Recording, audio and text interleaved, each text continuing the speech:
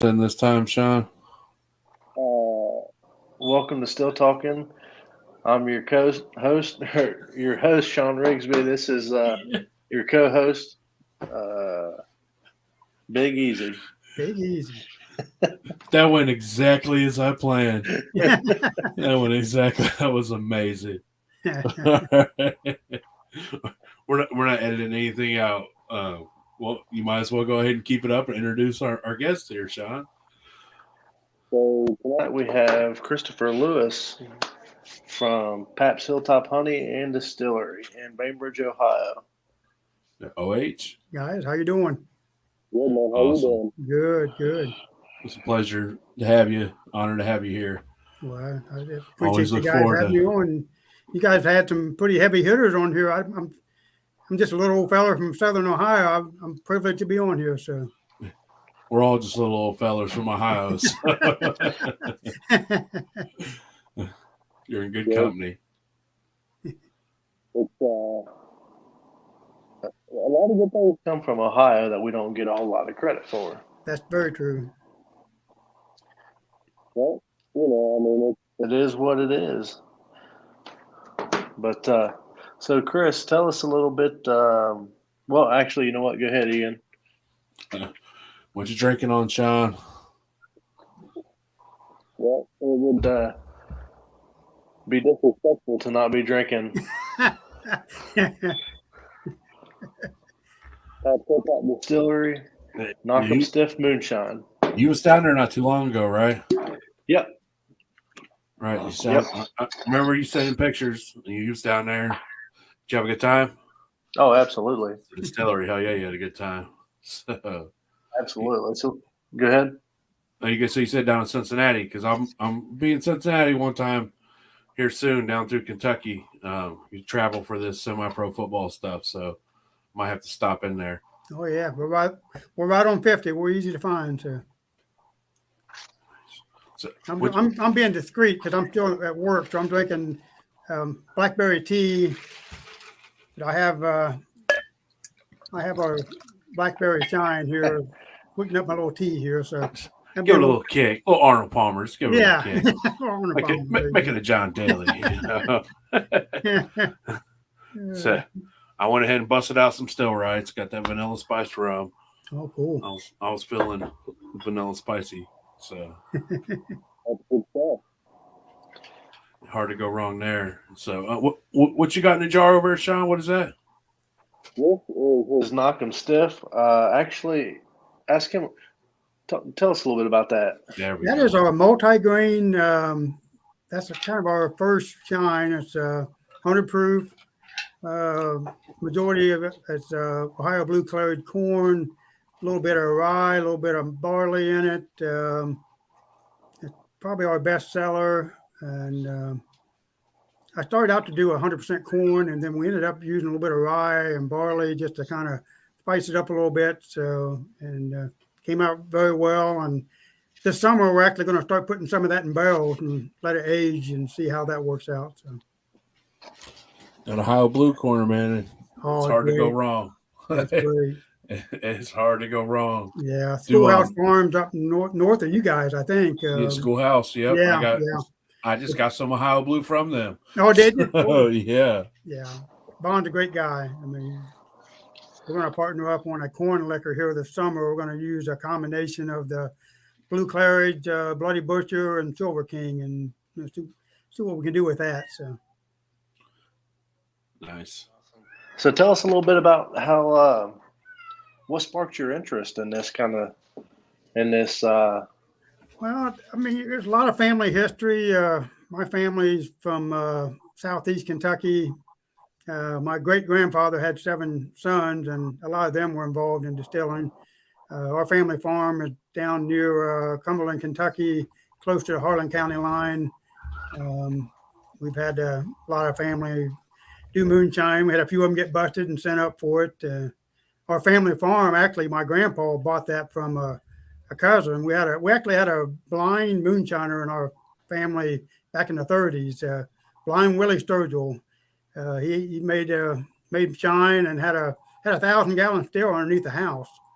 And That's unfortunately, my he got first busted. right So there. when he got sent up to prison, I don't know my why. grandpa ended up buying the farm from him as he was going up the river. So we always talk about Blind Willie saying, the law got him because he didn't see him coming. So Yes,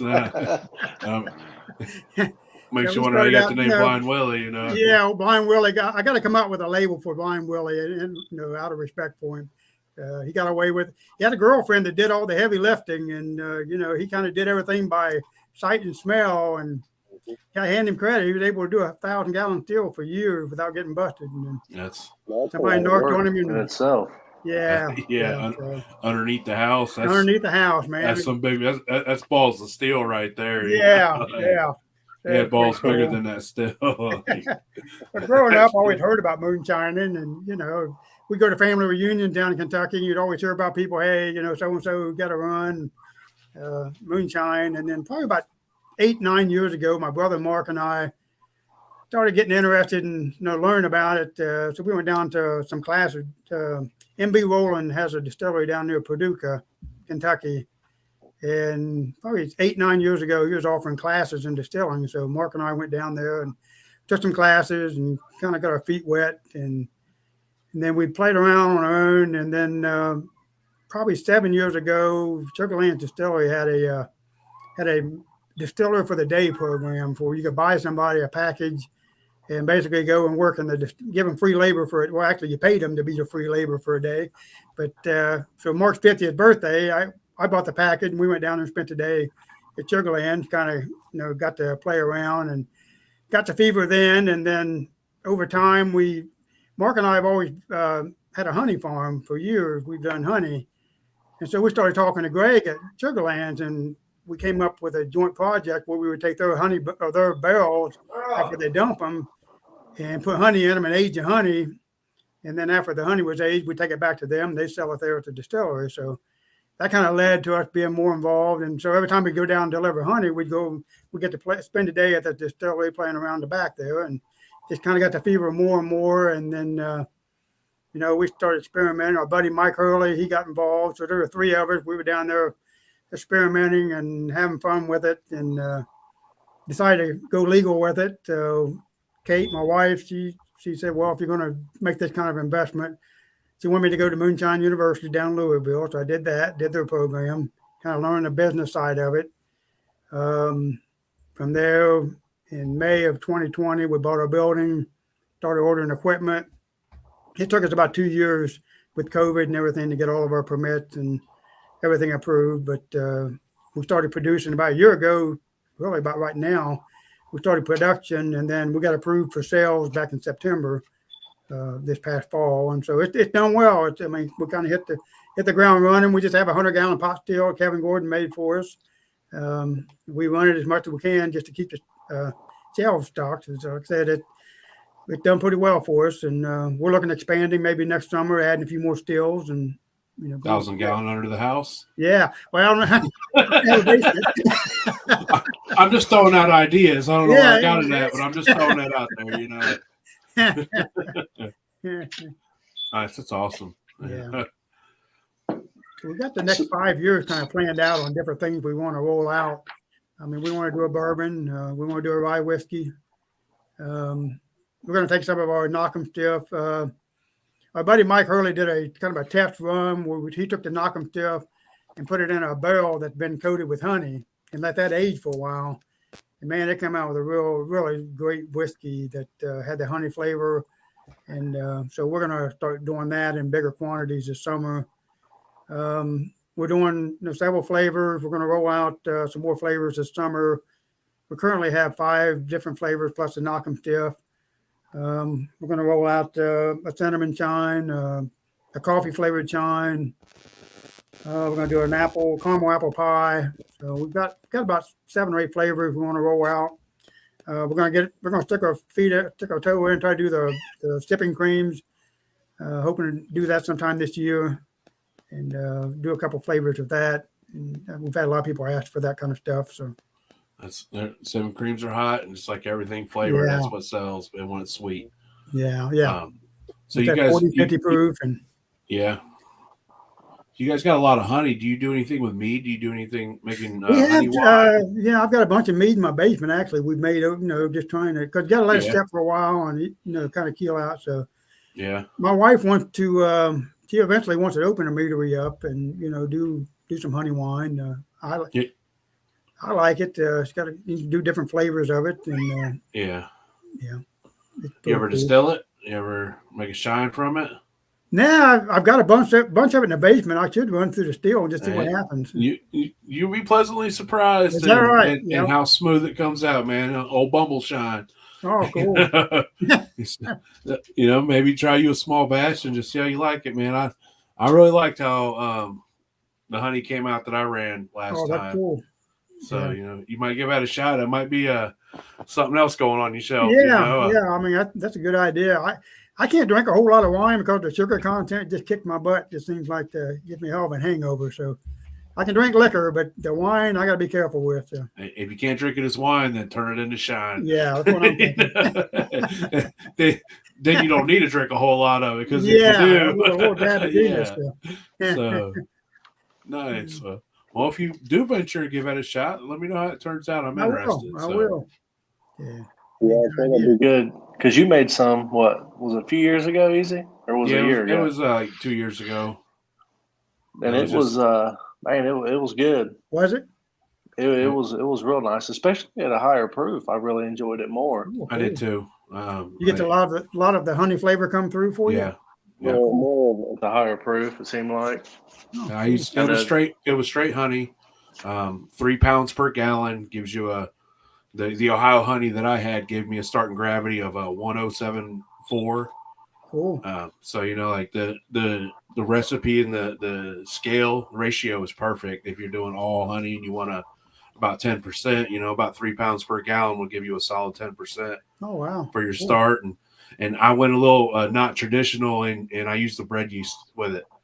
I just wanted to see how it would do and how it would finish, and I was really impressed with how that bread yeast finished that honey. It fermented in like 4 days. I did 30 pounds. I did a 10-gallon mash, and it fermented in like 4 days. It was crazy. Oh, wow. And I ran it, and I liked it so much more at 150 proof than when I proofed it down. And I did use a thump keg, and I threw like 5 pounds of honey in the thump keg. Yeah. When I run it, just to give it that little extra. You got to give it that little extra pizzazz. Yeah. Yeah. And I really enjoyed it at a higher proof, and then because Sean tried it at 150, and then I proofed it down to 100, and he's like, "Man, I like this better at 150." I'm like, "Me too, man. I thought it was way better at 150." A lot hotter, but man, I'm gonna say at 150 it put you down pretty quick. So. Yeah, but it was I don't know, it was just different. Like it was smooth, even though it was real high, and that honey, man, that's real complex nature sugar. Yeah, so honey is one of them things. It's real light, so it's almost hard to get to come through. Yeah. I know Danielle Parton down in Tennessee. She emailed me a while back. She wanted to start buying bulk honey, and it's so expensive. She was wanting 800-900 pounds a week, and I'm like, what kind of money you're talking here? It's gonna be hard to get your money back, much less make any money. So, to do it in mass quantities, it'd be pretty expensive. So. Yeah. Oh yeah, I can imagine. So that's like some small batch. You see small batch. Like we did a 100-gallon run. We got 20 gallons to sell of this. It's super small batch. How it is. How it is pricey for small batch. So. Oh yeah. That's cool. It's a little bit about like I do briefly remember you talking about going to Moonshine University. Yeah. And just tell us kind of like the time that you went down there, and kind of what was going on. And yeah, I mean, of course, I went down in the middle of COVID, which was my luck, but there was about 30 of us.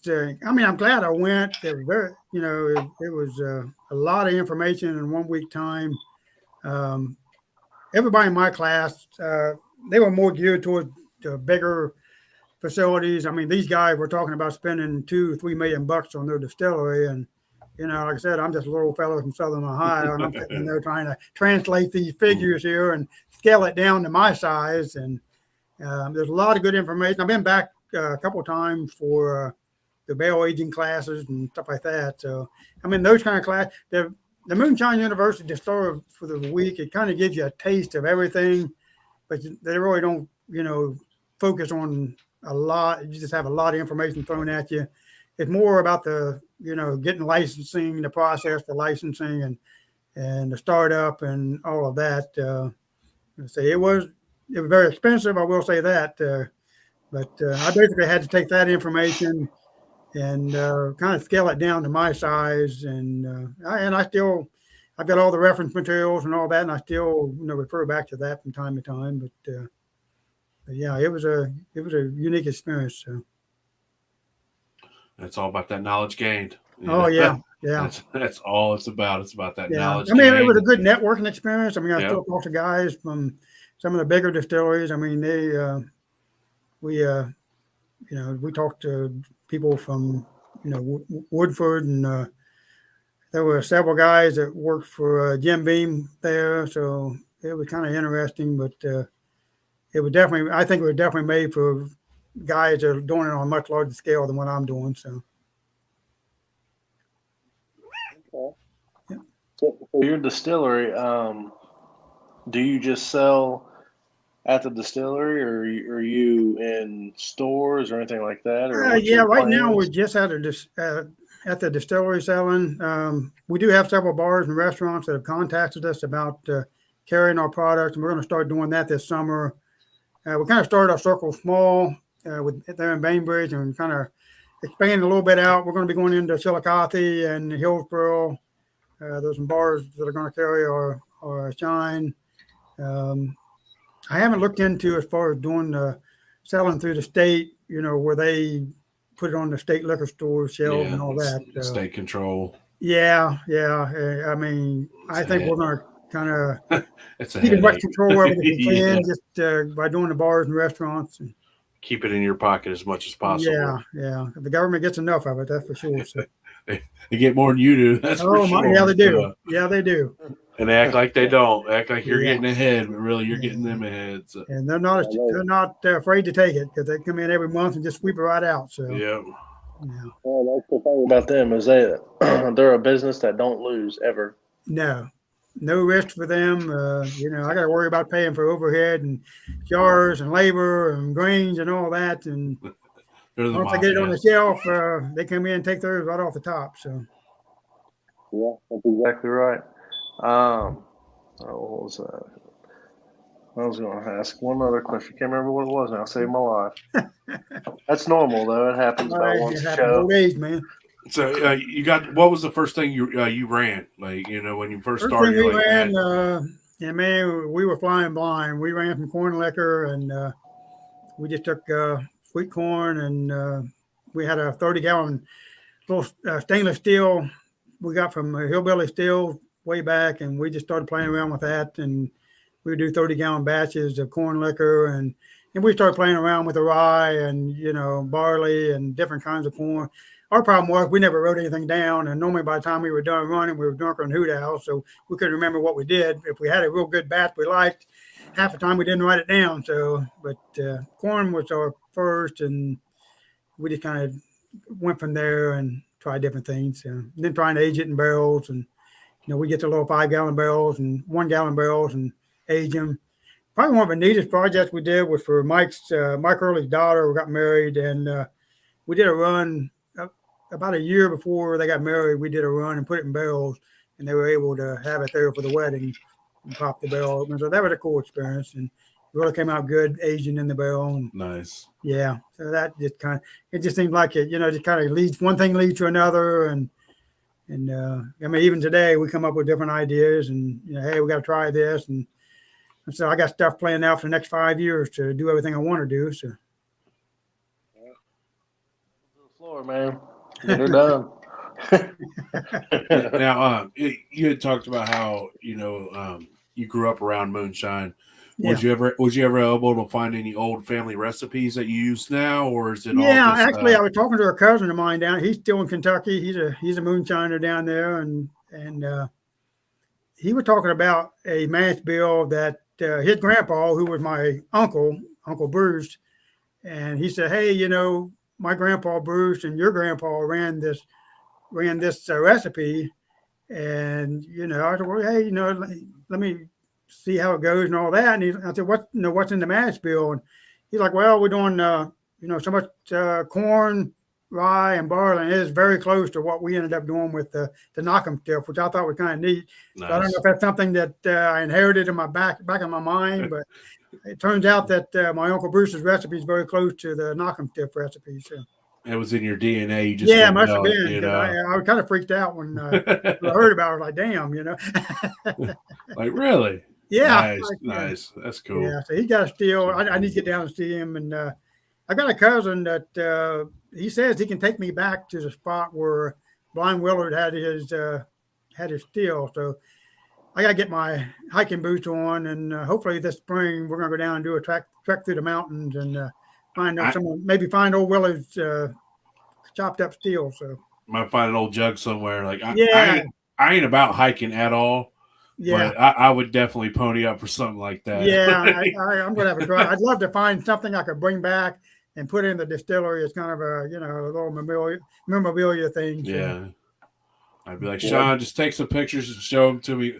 FaceTime me when you get there, bro. I'm gonna sit down in the car. I can't make it. I'm good.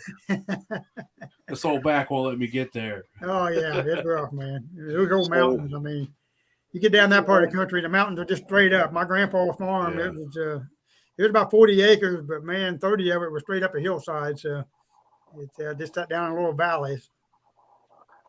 What would you say is the most important ingredient for you?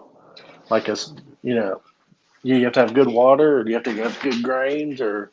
I really think the corn sets it for me because before I found Vaughn and Schoolhouse Farms, I was buying corn locally, and I went through 3 or 4 vendors and farmers trying to find corn that did a good fermentation and good flavor and all that. And I was having a heck of a time. I tried white corn meal, I tried yellow corn, and just several different local varieties. And then Vaughn, with him doing the Ohio Blue Claridge, and it's a heck of a good. The blue Indian corn. It has a high sugar content, and it's just like somebody just turned the switch to them once we started using the good grains. The water, we filter our water just because with it being in the village, there's a lot of we just have to run it through a filter to kind of take all the crap out of it. So I mean, we do have some controls on our water, but I really think the grain. I started buying malted barley from Mike over at. It's Rustic Brew Farms over by Marysville. So, and that's made the malted barley's been a big improvement. So, I know when you were down, Sean, I was showing you some of our fermentations. It seemed like they were taking longer than we wanted, and we found that we were using a 6-row barley, but we went to the malted barley, and it just seemed like that really helped with the fermentation side of it. We're getting a much faster fermentation. And it seems like we're getting a higher yield off our run now than what we were a few months ago. Because it's rough leaving any kind of money on the table, especially. Yeah. I mean, because we had some batches that just didn't have a good yield, and or the flavor wasn't what we thought it would be, and we've had some batches where we had to just throw 100 gallons right out the back door. It was no fun at all. So. Before we got legal, I know one of the worst batches we made. Mark and I decided we were going to try to make a peach brandy. So we get a buddy of ours for selling peaches down in South Carolina. He'd bring them up to Ohio and sell them. And he had a bunch of them that he couldn't sell, and it was hot, and they were starting to get pretty nasty. So we put them in a 55-gallon drum and tried to ferment them. Where I guess I didn't realize that the citric acid in the peaches kills your yeast pretty easy. So I come back a week later, man, I had 50 gallons of rotten peaches. So I had to throw that out the back door. Hey, you live and you learn. I did. That's acid after that. That's one thing I really appreciate about all this is you never stop learning. I agree. You just, you learn what works for you, and then you learn what everybody else does. Yeah. And then you can kind of cherry pick from what everybody does. Yeah. To what you want to do. Yeah. Yeah, we're getting ready to start an apple brandy here, so I'm picking everybody's brain right now and trying to figure out the best type of proceeding, mash bills and all that kind of stuff. Best type of yeast to use. And I'm wanting to come out with a honey apple brandy. We're partnering up with an orchard over in Chillicothe, Ohio, and so we're going to be working on that this summer, trying to figure that out. And I'm sure there'll be experimentations. I was going to say, are you planning on fermenting honey, or are you just going to use that in the thumper? Or? Yeah, I think I'm just going to use a thumper. Maybe put a little bit of honey in the apple brandy. I got to check with the Fed because they're so picky about what can go into a brandy and still call it brandy. So I don't know if I'll have to use an apple, use the apple for the mash and then run the honey through the thumper to get the flavor. I just have a hard time getting much flavor out of the mash. I mean, it seems like it's really tough to do that without using the thumper. So. Yeah. Especially if you have to run it again. Yeah. Yeah. It just seems like it stripped the flavor right out of it. So. Well, I know some people will, if they don't have a thumper, they'll run. Just say the brandy, right? So the fermented apples, they'll run it, and they'll collect in a big tote or whatever, and then they'll take, say, apples, and they'll macerate the apples in all that alcohol for a few days or whatever, and then rerun that alcohol. Oh, okay, cool. That makes sense. I mean, you soak some flavors in from that, so. How that works, I don't know. I've never done it, but I know a lot of people do it. Yeah, and that makes sense. And then crush up a bunch of apples, put that in a thumper too, and try to bring some flavor up that way too. So. Yep. Well, I've had a lot of success in the past using like a flavored liquor in the thumpers. Oh, yeah. I don't know why, but I feel like the alcohol seems to help pull it through. Personally, I know Ian's got a little bit of. It's the glycerin that's in the schnapps that you use. That flavoring, it's all got glycerin in it, and a minute amount of glycerin transfers during distillation. So that little bit of glycerin that's being transferred during distillation is what's carrying that flavor so heavy into your end product. Oh, cool. So that's why all the flavored vodkas and schnapps, and when you put them in your thumper, man, the end product is just like, wow. I can imagine. So, yeah, so that's one of our big projects for the summer. We try to do some experimenting and get that worked out. So. Brandy's where it's at, man. Oh yeah, I love a good. Hey, I always swear apple brandy got me through COVID, man, because I stepped on that for the whole week I had COVID. And it cleared the lungs up real quick. So I tried to kill it from within, and it just gave me a super headache. And it didn't agree with me. I was about 3 or 4 days in. I felt like death. Like, man, I don't get drunk a whole lot, but give me that bottle. And I took a big drink, and my head was just worse. I regretted it. So. Yeah, you can also back sweeten too with like a honey flavor after it's done. Oh yeah, Yeah. There's just so many options about it. That's what. Yeah, that's why I got to try to figure out what would work out the best, and then I want to put some in barrels also. I mean, sell it unaged, and then put some in a barrel and let it sit for a year or two and see what that does. So. It changes that apple brandy. Yeah, you let it sit. Have you ever had any of Alan Bishop's apple brandy? I haven't had any. I've talked to Alan a few times, and man, I've heard it's really good. And I'd love to get a bottle of his. So. I've never I'm like 30 minutes from Richmond, right down 70, and you can go in Indiana, and they have Sugarlands and everything.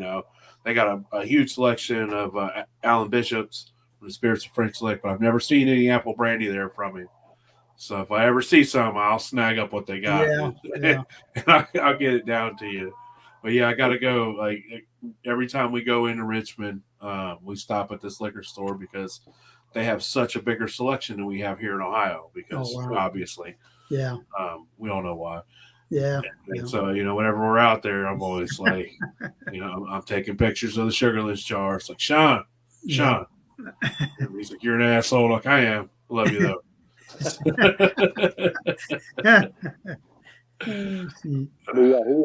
I think the bottle I had from Alan, it was 90 proof. It was aged 2 years. Wow. And it was phenomenal. Was it? Yes. Man. Yep. He's given me some tips, and so I'm sure I'll be picking his brain this summer trying to come up because he had talked about maybe aging it in different types of barrels and finish it off in a whether you do a cognac barrel or some kind of wine barrel, finish it off in that. So I think that would be pretty cool. He's a open book. Yeah, I mean, I'm amazed. A lot of times he's way up here and I'm down here, but man, he got a lot of knowledge. So. If you think about that, I mean, he started out the same way we did. True. Yeah.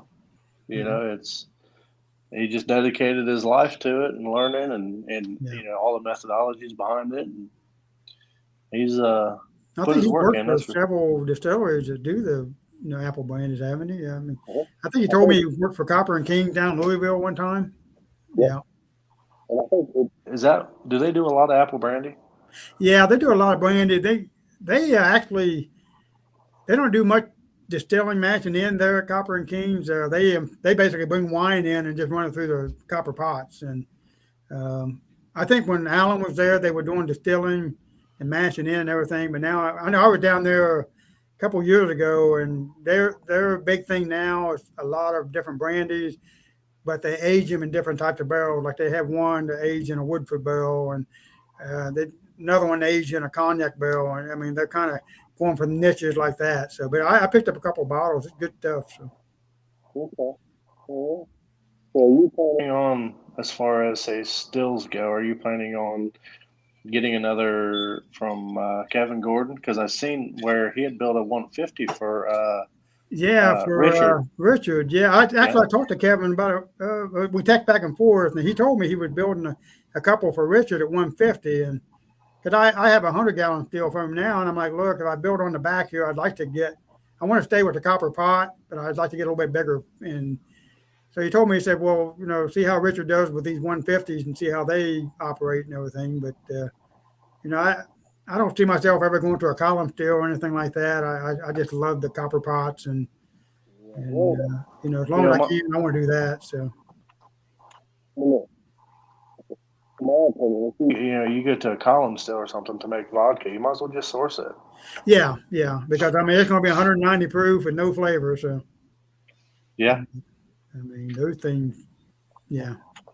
And that's one thing about the Moonshine University. All those guys were going for the big column stills, 50 feet high and all that, and I'm just like, man, I like the small batches and a copper pot. Yeah. Got the controls. If I mess up a batch, I've messed up 100 gallons. You get somebody running 2,000 or 3,000 gallons at a time, or even more than that, and you mess up a batch there, and man, you went through some money. So. Yeah, it's definitely much rather mess up on a small batch. Yeah. Now, use that Ohio Blue Corn all the time. You ever malt any of it and use it malted? No, I mean, John and I talked about doing that, and I don't know how difficult that would be as far as malting some of that, because we were kicking around some ideas on how to, differentiate the corn whiskey, and Sean actually brought up the idea of doing a malted corn. So our buddy JJ, he uses malted Ohio Blue Corn. Does he? I mean, it really adds a lot more sweetness to the end product. Oh wow! I thought his malted blue corn it really added a different sweetness that you didn't get out of the regular blue corn. Even though you get a nice sweetness out of regular blue corn. Is he malting it himself, or? He's got a place out by him in Pennsylvania that malts it. Okay. I can link you with JJ. JJ, you're in here. Message Chris. Boom! I did my job. High tech, man. There we go. It's called CNC malt. Oh, okay. See, I've heard of that. Yeah. That's where he gets all his malt at. Like his was the first time I ever tried it, the blue corn malted, and it definitely really sweeten it up, huh? Adds a sweetness to it that wasn't there before. Wow. A sweeter sweetness to it that wasn't there before. So. Yeah, I was amazed how much difference it made with the barley being malted. I mean, it made a tremendous difference. And I think it helped in the fermentation of it too. So. Oh yeah, you malt that barley, it changes it tremendously. I've never used barley not malted. I've always used a malted 6-row. I was getting a 6-row barley from a company out in Colorado before I hooked up with the guys in Marysville, and I just really like what we have now. So it's coming from Ohio too. yeah, right now all of our grains are coming from Ohio now. So It's I'm all pretty coming. proud. It's Ohio source. It's Ohio Yeah. liquor, and it's just the way. Yeah, Just like I'm pretty proud of that. if I lived in Kentucky or West Virginia, then I would try to source all my grain and everything from my state. It adds a little something different to it. Yeah, I agree. And Ohio, I think they're finally starting to realize the tax revenue and the potential for the local distillers and all that. There's a distillers guild out of Columbus, and they're doing some talks about trying to loosen up some of the rules. Right now, if you come to my store, I can only sell you 4 jars per person per day, which makes no sense. I mean, why would you not want me to sell you cases and cases? Because you're getting tax revenue off of every bottle, So I'm hoping Ohio kind of gets with the program and help work with us, and they make more money, we make more money, and it's just I can do 4 samples, I can do 4 jars. I can maybe understand putting a limit on the samples, get more people getting stupid drunk and stumbling around. But even still, man, they're going to get drunk there, or yeah, they're going to come down to my place and go down to somebody else's, and it's about that control. They just want to control you. They want you to be like, yeah, man, control what I got going on, and then they're like, I'll do what you want. Yeah, you can whatever. Yeah. No limits. I had people come in before Christmas or wanting to buy Christmas presents, and one guy was ready to buy a case, and I'm like, I can sell you 4 jars per person per day. So I sold him 4 jars, his wife 4 jars, and he came back a couple of days later and got more. But it's just you got a fake ID, go out and come back in. Yeah. Things like that. There's a lot of potential here in Ohio. I mean, you guys said at the beginning of the program that Ohio has a lot of history of moonshining and distilling, and you go back to Prohibition. Some of the biggest distilleries were in Cincinnati and Lynchburg, and we could really capitalize on that if they'll turn us loose and let us work on it. There's really no end to what we could do. So.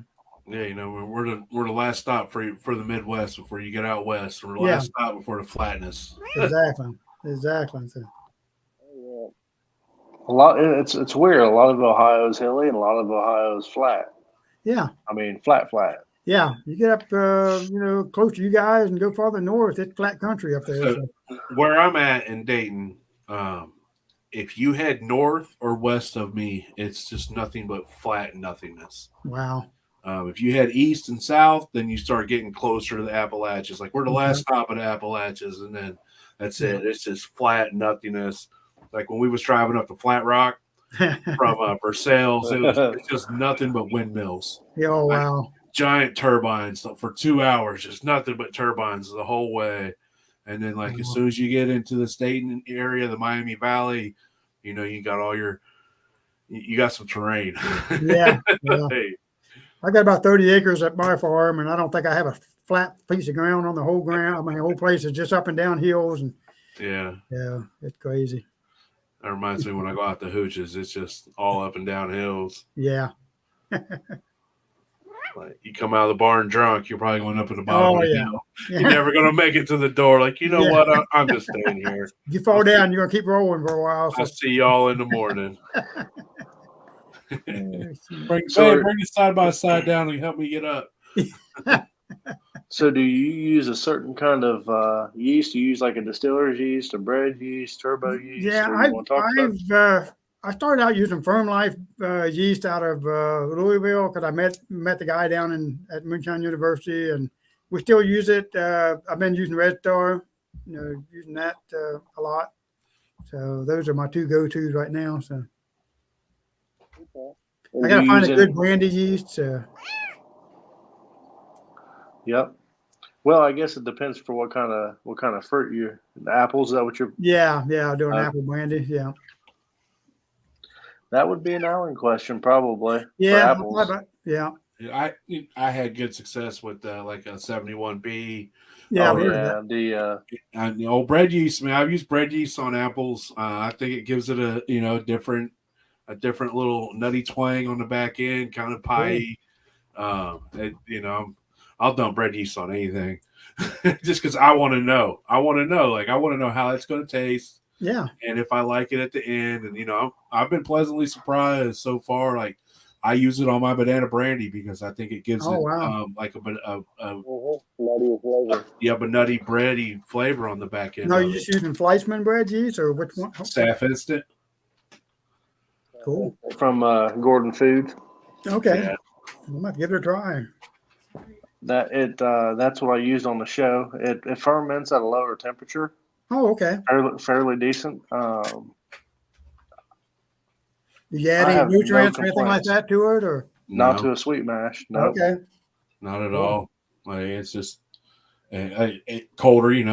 We deal with cold here, so Yeah. it gets a little chilly. It doesn't matter, and How much per gallon were you putting in? Do you remember? I'm going to quote my buddy Bennett, and I measure with my heart. You just measure with your heart, and whatever you think's good enough is good enough. Cool. So, yeah, like Sean said, just sprinkle it on, cover the top, and give her a stir, and go on about your day. So, give it a try there and check it out. So. yeah, see what happens.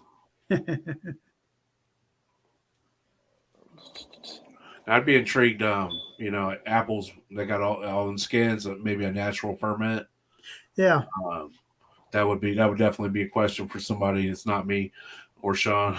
Well, I know the guys at the orchard. They've offered to even provide cider as part of their deal too. Use their apples and then they also make their own cider. So maybe do a combination of apples and apple cider and see how that works. So. That cider will save you a ton of work. Just do it without the apples. Yeah. Just do it without the apples. You ain't got to strain. You ain't got to smash.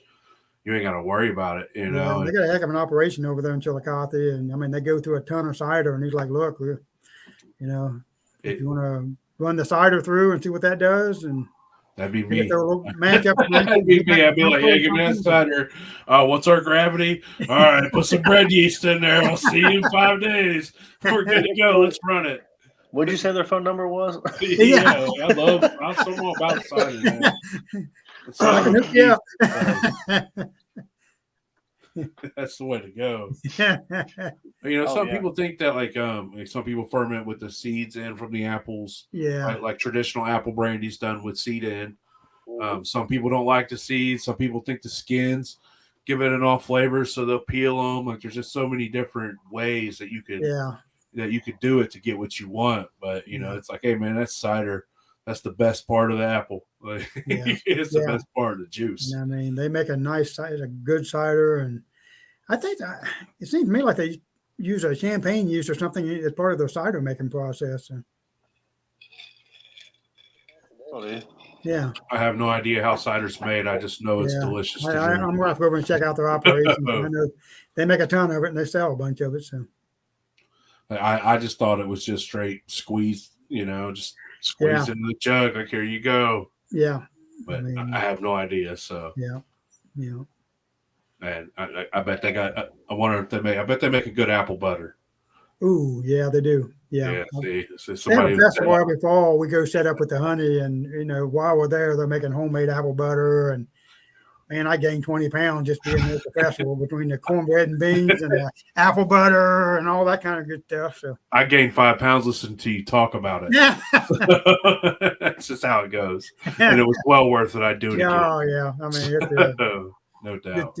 Good stuff. And, the one thing we haven't done yet is the cocktail side of it. And we do have our A1A license, so we can do cocktails. And so that's something else we're going to try to develop recipes. And, I've got a margarita machine, so we can do moonshine slushies and things like that. So novelty stuff. Novelty stuff's big, Like, yeah. You could do moonshine cider where you just mix some cider with some cider and throw your cinnamon stick in it or some apple wedge.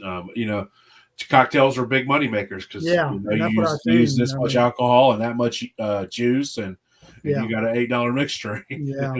And people gladly pay it when they're having a good time. Yeah.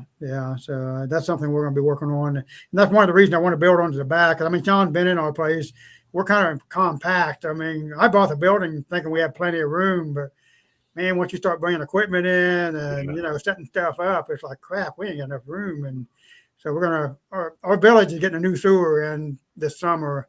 So once the sewer comes through, we'll be able to expand on the back. And I'm thinking about moving the production back to the back part of it, opening up the front for cocktails, and see how that works. I think that's a big money maker right there. So if you have somewhere you can have a little band and people listen to music and drink, that's what they want to do. They just want to sit and have a drink, and don't matter how good the band is, because the longer you get, the better they sound. Actually, in a pretty good location. I mean, a lot of people don't realize where you're at, but you're in between a couple good-sized lakes, aren't you? Yeah, I mean, we get a ton of campers, and I know when we started selling back in September, that was kind of late in the camping season, but man, we just got bombarded by campers, and they must have went back to I think a lot of them are from Dayton, Columbus, and they must have went back and started talking about it. 'Cause I'm getting calls now from bars in Columbus, and hey, we want to carry your shine, and so I'm really curious to see what this coming summer is going to be like. Well, we'll get a whole summer of all the campers coming in. So, I mean, they were by far our biggest source of customers this past September. So that's another reason I want to do the cocktails. And, I mean, they like taking the jar back to the campfire and having a good time with that. So, but So, like I said, around a campfire drinking moonshine. So. Yeah. That's just how it is, and a lot of those guys that they all go to the same place every weekend, every year. So it's like it's a big community there. So if you get one person in there and they like your product, man, they're going to be like, "Hey, man, I got this down the road here. Check it out." And then they're all drinking moonshine, and their wives mad at them because they got too drunk, and so they're all stopping at the same place. What I really appreciate from people like Chris is, you can go in these like Four Roses or, all in big distilleries, and you see huge stills, but you go to his place and you see 100-gallon all copper pot done the way that people's grandpa would have done it. Yeah. And we're trying to keep it old school as much as we can, because I really think with the history, I mean, that's part of our culture and our heritage. And, I want to keep it old school as much as I can. And, I've got 2 boys, I hope, get involved with it, and we'll see what they do with it. But, as long as I'm around, it's going to be a copper pot and straightforward. That's how we're making it. So might need 2 or 3 copper pots to make what we want, but I don't see myself going to a big column still and doing that kind of stuff. So. I mean, they all have their place, like we talked about last week with Lorenzo. Like, hey, man, everything's got its place for its people. Like column ain't for you. Your old school copper pot. That's me. Yeah. I don't like a column. I don't like bubble plates. I don't need jars. Yeah. I just need a pot thumper worm. And that's what I've got. I'll make what I feel like is a damn good jar of liquor almost every time. Yeah. I'm never going to make enough where I could do mass distribution and all that. But like I said, we're keeping our circle small in Bainbridge and building out from there. And, if we get up in Columbus and that Cincinnati area, that'd be great. But we're still on every drop we make right now, and I'm pretty happy with that. So, the smaller your circle, the smaller your headache. Yeah. Keep it small. Eventually get there eventually when you're comfortable. You go when you're ready. Yeah. So. Yeah. That's where it's at. So it's been fun. I mean, it's been a lot of work. We've got a great team. My wife Katie, and my daughter-in-law Erin, my brother Mark, my buddy Mike Hurley. I mean, we work well together. Everybody kind of has their own niche, and Mark and Mike, I mean, they can fix anything that needs fixing, and they can troubleshoot with the best of them. My wife, she's been real good on the retail side, and I do taxes for a living. So the last few months, I haven't been in the still house as much as I want to be. So Kate's actually picked up and started cooking. It's your time to shine. She's making a pretty. I mean, I hate to say it, but she can cook a mash better than me right now. So she's showing me up. And she's learning still pretty good right now. Well, it goes hand in hand, right? You make liquor and you do taxes. Yeah. So yeah, I'm collecting on both.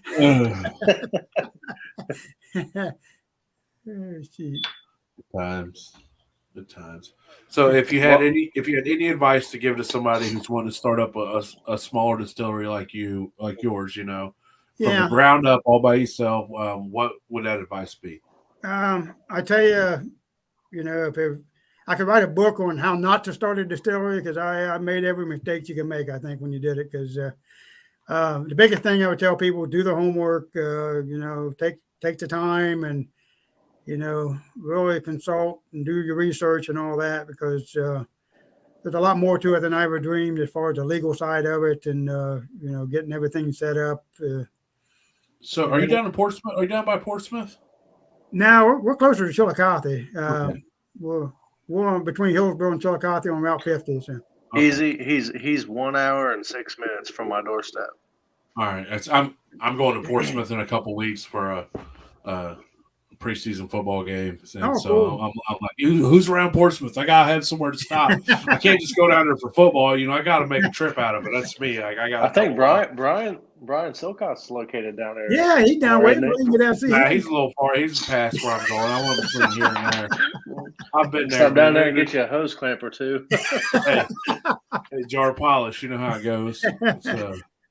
I had a young fellow stop in that's wanting to. He said he's going to start a distillery in Portsmouth. So he's just in the starting phases of trying to pull everything together. And everything I've seen and heard, the best way to make a small fortune in distillery is to start out with a large fortune, because it's freaking the upstart costs are crazy. I mean, I never dreamed. One of the guys that has a distillery in Columbus, when I first started, I'm like, hey, what kind of advice can you give me? And he's like, hey, sit down, do your budget, kind of flame out your time. And then once you're done with all that, pretty much double your budget and double your time, because there's so many things that are going to pop up and bite you that you never dreamed of. And but the main thing, I would tell people not to take shortcuts. Pay the lawyer to do the legal side. That's what he does. Pay the contractor.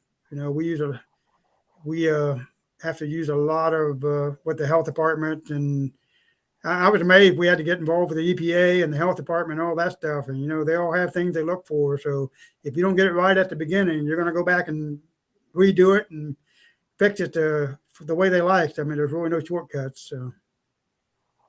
It took us, granted we had COVID involved, nobody would come out and do inspections for about a year, but start to finish, we were about a year and a half, 2 years getting everything open. So, you've done a hell of a job. Well, thank you, man. I appreciate that. And we're still learning every day, and we got a lot of ideas, and we're just trying to figure out how to, move forward and build on and go from there. So we just entered our first competition here this last few weeks ago for judging. I've never done that before, so that's pretty cool. It's the East Coast Spirits Contest, East Coast Craft Spirits Award, just for small distilleries east of the Mississippi. So we've sent 4 jars off to enter the judging there. So we're kind of waiting to see how that goes. And if anybody wants to vote for us, they can go to their Facebook page and vote for it. We're up for People's Choice Award for our moonshine and our flavored shine. So, nice. Stiff in? What's that? You sent in your knock 'em stiff? Yeah, I sent them knock 'em stiff, blackberry, peach, and elderberry, I believe. Yep. We'll be curious to get the comments back and see how we do. It's the first time we've entered a competition, so. It's all about that feedback, Get feedback, what they like, what they don't like, and then Vegas ADI is having a conference out in Vegas. We almost sent jars out to that, but I'm like, I gotta take one step at a time, and we'll enter the national competition next year and see how that goes. So. Nice. Yeah, keep doing what you're doing, and you're definitely going to do well.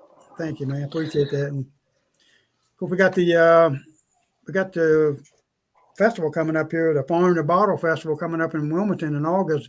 John, I think you're going to be there, aren't you? And, they're going to be. I don't know if he's going to probably going to set up. I think that's really going to be a good thing. Dan really putting a lot of work into bringing the bands in, and going to have wineries, breweries, distillers, and I mean, I think that's. I really think he's onto something big that could grow exponentially as we go forward. It's close. I'll be there. I'll be there both days walking around. Cool. I mean, I'm not getting a hotel down. I'm driving my ass home. Oh, It's yeah, right down the road. But yeah, I'm looking forward to that. I like the first year stuff, and he's getting everybody to go, and Yeah, I mean, he's going to have everybody from the farmers on up there, and I'm real intrigued to see how all that and it's going to be at the end of August, so it should be beauuful and or hot. You just never know. Hell, it could be snowing. Hot, it could be snowing. You never know around here. Yeah. I guess yeah, it's in Ohio, exactly. I mean, I think that's something that's real. And I've talked to people that are coming down from Michigan, and I think a lot of people coming in from out of the area. So I really think it's going to build our brand recognition here in Ohio, and there's not a lot going on at that time, that's the kind of in between time. It's high school football season, and there's not the festivals haven't really kicked off yet for the fall, so I think that's a real good time to have one. So and I think he's doing it right. I mean, he's got a lot of different bands with different types of music, bluegrass, country, southern rock. I mean, he's got them all coming in, and so that's going to be the Farm to Bottle Festival in Wilmington, Ohio, August 24th and 25th, I believe. 25th and 26th, and I'm close. Yeah, he may even expand a little bit. I think the 25th and 26th is a Friday, Saturday, and he's even talking about maybe rolling it into Sunday just to give people more time to come out. Yeah, and I think you can bring campers. He's gonna. I think he's gonna have the bar where. We can't sell anything at our booth as far as liquor, but we can sell to him with him having a liquor license. So I think he's going to do a lot with the different breweries and wineries and distilleries. Now, are you going to be able to have samples at your booth? I don't think I'm even allowed to have samples, man. All right. These are questions that we need to know. Can I get a little bit at each booth? I'm down for that. If I got to go to the bar, I'm down for that too. But it's different when you're standing there and you're pouring the samples. Exactly. You're talking about each one. Yeah, you feel more connected. So hopefully they'll be like, that's one thing I need to work on there because we do a lot with our honey at farmers markets. And granted, I mean, not to be, I don't know how many people want to drink liquor at 8:00 in the morning on Saturday morning, but it'd be nice to be able to give samples and. Hey, I understand not being able to charge for them, but it'd be nice to be able to give samples out. Same thing with this, the festival coming up. I'd love to be able to give little samples out. And, 8 a.m., 8 p.m. The universe gives you free liquor. You go ahead and try it. Oh yeah, no matter what it is. So that's just you don't know unless you try. Unless it's salsa. Yeah, I ain't trying. I don't like it exotic, man. Like keep it simple. Keep it simple for me. I'm simple. I'm simple-minded, and I like my liquor the same way.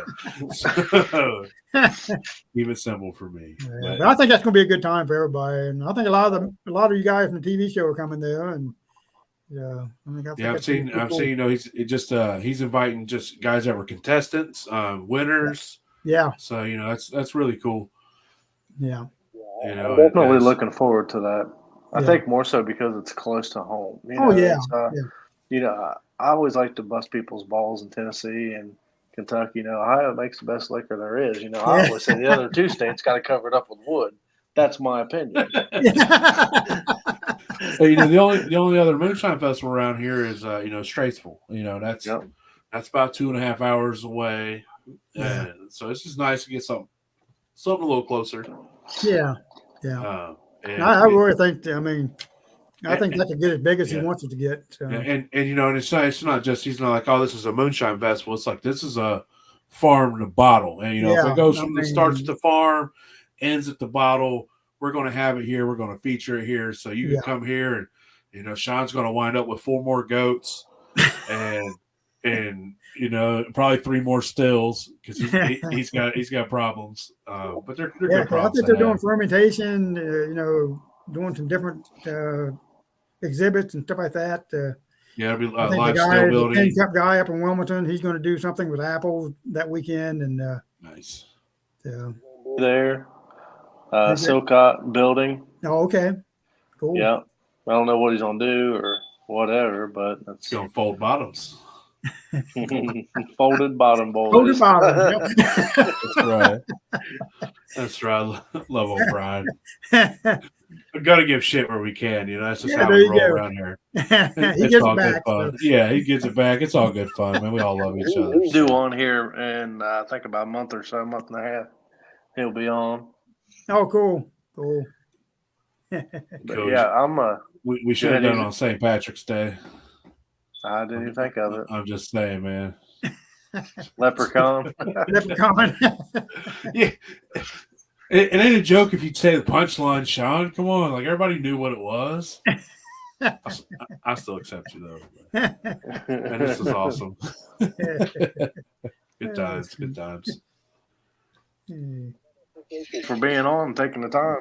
Hey, no problem, man. I appreciate you guys having me on, and I always enjoy your guys' podcast. I watch it every week. So No, we appreciate great that. job, We enjoyed listening to your story. Like we was talking about before we came on, that's all this is about.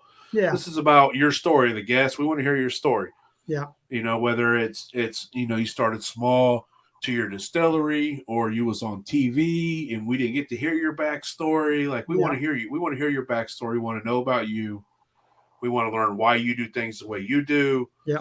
And after so many people, you can pick and choose. Like, oh, I like that. I like this. I like that. And then make your own style out of every little tidbit that you learned. And so, for me, it's about listening to the guest speak. And as always, I'm honored to hear you talk. So thanks for joining us. We really appreciated listening to you. Guys, have a good one. Thank you, sir. You too. Have a great. Take it easy, buddy. Look forward to meeting you. I'll see you soon. All right. Take care, man. All right. Everybody shine on.